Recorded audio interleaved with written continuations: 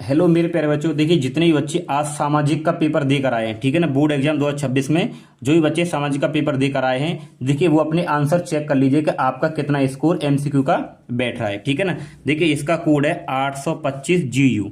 जितने भी बच्चे इस पेपर को देकर आए हैं वो बच्चे अपने नंबर यहाँ से चेक कर सकते हैं। ठीक है, मैं सारे एमसीक्यू आपको बताने वाला हूँ बिल्कुल उत्तर सहित। ठीक है, देखिए तो सबसे पहला हमारे पास देखिए एमसीक्यू ये है। तो देखिए सबसे पहला यहाँ पे क्वेश्चन दे रखा है, फ्रांस में गणतंत्र की घोषणा कब हुई थी। तो फ्रांस में गणतंत्र की जो घोषणा हुई थी 1848 में। ऑप्शन नंबर सी इसका एकदम राइट हो जाएगा। ठीक है बच्चों, फिर यहाँ पे दूसरा दे रखा है देखिए, और रोलेक्ट एक्ट कब पारित किया गया था। तो रोलेक्ट एक्ट 1919 में पारित किया था। ऑप्शन नंबर बी आपका राइट हो जाएगा। ठीक है, तीसरा है, विश्व व्यापार संगठन WTO की स्थापना किस वर्ष हुई थी। तो ये हुई थी 1995 में। ऑप्शन नंबर डी आपका यहाँ पे राइट हो जाएगा। ठीक है प्यारे बच्चों, जल्दी से चेक कर लेना। नंबर 4 देखिए प्रश्न, गुमास्ता क्या है। तो गुमास्ता क्या है, देखिए वेतनभोगी कर्मचारी। देखिए ये सारे वही क्वेश्चन है जो मैंने एमसीक्यू में कराए थे। अगर आपको विश्वास नहीं है तो एमसीक्यू की वीडियो डाल रखी है, वहां देख सकते हो, सेम वहीं से क्वेश्चन बने सारे। पांचवा है, पूर्ण स्वराज की मांग की घोषणा कांग्रेस के किस अधिवेशन में की गई थी। ठीक है ना, तो ये की गई थी लाहौर अधिवेशन में। ऑप्शन नंबर डी आपका राइट हो जाएगा। ठीक है बच्चों, छठवां क्वेश्चन हमारे पास, निम्नलिखित देशों में कहाँ एकात्मक शासन है। तो एकात्मक शासन कहाँ है, देखिए ब्रिटेन में है। कहाँ पे है, ब्रिटेन में। तो छठवें का जो उत्तर होगा ऑप्शन नंबर डी हो जाएगा। ठीक है, आगे चलते हैं। इसी के बाद यहाँ देखिए अब हमारे पास में है प्रश्न नंबर 7वां। तो 7वां क्या है, केंद्र तथा राज्य सरकारों के मध्य शक्तियों का वितरण किन सूचियों में उल्लिखित है। तो देखिए संघ सूची में, राज्य सूची में, संवर्धित, तीनों में है। तो ऑप्शन नंबर डी आपका क्या हो जाएगा, राइट हो जाएगा। ठीक है, वहीं हमारे पास में 8वां क्वेश्चन है, नारी शक्ति वंदन महिला आरक्षण अधिनियम कब पारित हुआ था। तो देखिए ये पारित हुआ था आपका 2023 में। तो ऑप्शन नंबर आपका एकदम राइट हो जाएगा। ठीक है, इसके बाद में प्रश्न नंबर 9। तो प्रश्न नंबर 9 क्या है, निम्नलिखित में से किस व्यवस्था के लिए राजनीतिक दल शर्त आवश्यक शर्त है। ठीक है, तो 9वें का आपका जो उत्तर होगा बी लोकतंत्र। इसके बाद में है 10वां है, निम्नलिखित में से कौन सा लोकतंत्र से संबंधित है। 10वें का जो उत्तर होगा वो डी होगा, ये सभी इससे संबंधित है लोकतंत्र से। ठीक है, इसके बाद देखिए हमारे पास यहाँ पे 11वां प्रश्न है, निम्नलिखित में से कौन सा शब्द दो या दो से अधिक देशों के व्यापार को दर्शाता है। ठीक है, तो ये है आपका अंतरराष्ट्रीय व्यापार। ऑप्शन नंबर सी आपका राइट हो जाएगा। ठीक, इसके बाद है 12वां, निम्न में से कौन सा पत्तन पूर्वी तट पर स्थित है जो अंतःस्थली तथा अधिकतम गहराई का पत्तन है तथा पूर्ण सुरक्षित है। ठीक है, तो ये कहाँ आपका विशाखापत्तनम। ऑप्शन नंबर डी आपका राइट हो जाएगा।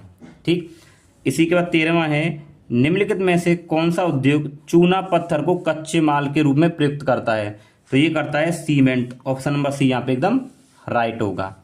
उसके बाद है देखिए 14वां, झारखंड में स्थित कोडरमा निम्नलिखित में से किस खनिज का अग्रणी उत्पादक है।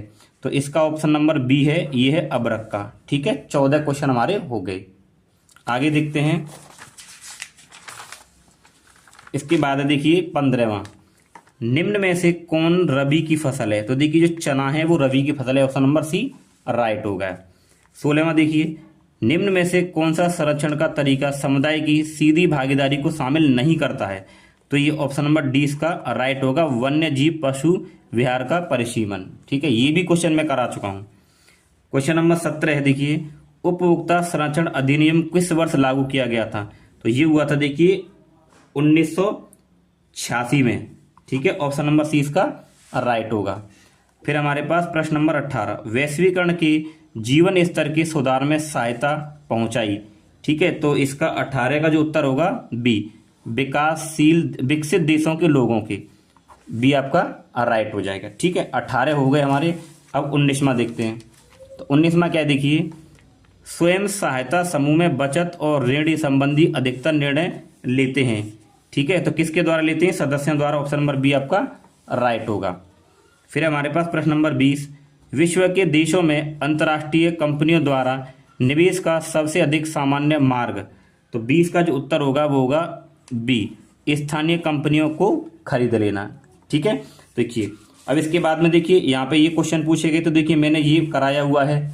ठीक है, सबने अवज्ञा आंदोलन की शुरुआत कैसी हुई थी, अगर आपने पढ़ा होगा तो आप यहाँ पे 4 नंबर का इसको करके आए होंगे। ठीक है, यहाँ पे देखिए फिर गांधी जी द्वारा चलाए गए दलित उनके अधिकारों को दिलाने के 3 प्रयास, या फिर ये पूछा था, इसमें से आपको ये कर सकते थे। ठीक है, देखिए जैव विविधता क्या है, ये वेरी इंपॉर्टेंट प्रश्न था यहाँ पे। ठीक, और फिर इसके बाद में देखिए कार्न लॉ से क्या संबंध है, ये वाला प्रश्न पूछा गया। देखिए 6 नंबर में, ये भी हम लोगों ने आपको बताया था वीडियो में आपको कैसे इसको करना था। चलिए अब हम लोग चलते हैं मैप वाले प्रश्नों पर। ठीक है, तो मैप वाले प्रश्नों को हम लोग देखते हैं यहाँ पे। अब देखिए यहाँ पे 9 के ए में मैप वाले प्रश्न आपसे पूछे गए हैं। ठीक है, तो पहला देखिए क्या पूछा गया है, वह स्थान जहाँ 1929 में कांग्रेस का अधिवेशन हुआ था। तो कांग्रेस का जो अधिवेशन हुआ था वो हुआ था लाहौर में। कहाँ हुआ था? लाहौर। ये मैंने मैप में कराए थे, सारे वही क्वेश्चन है। वह स्थान जहाँ सूती मिल श्रमिकों का सत्याग्रह हुआ था, तो देखिए ये हुआ था कहाँ पे? अहमदाबाद गुजरात में। अहमदाबाद गुजरात। ठीक है, ये भी मैं कराया हूँ आपको। तीसरा, वह स्थान जहाँ महात्मा गांधी ने नमक कानून तोड़ा था, तो कि नमक कानून कहाँ तोड़ा था? देखिए दांडी, दांडी और कहाँ पे? गुजरात। ठीक है, और चौथा है वह स्थान जहाँ भारतीय राष्ट्रीय कांग्रेस का प्रथम अधिवेशन, तो देखिए प्रथम जो अधिवेशन हुआ था वो बॉम्बे में हुआ था। कहाँ हुआ था? बॉम्बे, यानी कि अब हम उसको क्या बोलते हैं? मुंबई बोलते हैं। ठीक है, बॉम्बे को पहले बॉम्बे बोला जाता। कहाँ हुआ था? बॉम्बे हुआ था। ठीक है, ये हो गया, मैप में आपने भर दिया होगा। इसके बाद 9B में देखिए ये पूछा गया है। ठीक है, यहाँ देखिए, तो असम की राजधानी क्या है? देखिए दिसपुर। क्या है? असम की राजधानी क्या है? दिसपुर। ठीक, वहीं यहाँ पे हमारे पास देखिए दूसरा है कार्बेट राष्ट्रीय उद्यान का नाम सहित। तो कार्बेट जो हमारा कहाँ पे? देखिए कार्बेट राष्ट्रीय उद्यान नाम सहित इस चिन्ह द्वारा, ये देखिए उत्तराखंड में, उत्तराखंड। ठीक, फिर उत्तर प्रदेश के उस शहर का नाम चिन्ह द्वारा जहां सॉफ्टवेयर टेक्नोलॉजी पार्क स्थापित किया गया है। देखिए कई शहर हैं, आप एक लिख सकते हो। देखिए एक तो नोएडा है, ठीक है, और एक आपका कानपुर भी है, तो यहाँ पे आप कानपुर भी कर सकते थे। ठीक है, नोएडा कानपुर, जो कि कहाँ है? देखिए उत्तर प्रदेश में। कहाँ पे है? उत्तर प्रदेश में। आप लोग मैप में भर सकते थे इनको। ठीक है, फिर हमारे पास महानदी को इस चिन्ह द्वारा दर्शाना है, तो महानदी कहाँ पे? देखिए ये उड़ीसा में है, उड़ीसा में आप इसको यहाँ दर्शा देते। ठीक, फिर हमारे पास में उत्तर भारत में स्थित एक परमाणु ऊर्जा केंद्र कौन सा? देखिए नरोरा, नरोरा, जो कि उत्तर प्रदेश बुलंदशहर में। ठीक है, बुलंदशहर, बुलंदशहर, और कहाँ पड़ता है ये? उत्तर प्रदेश में।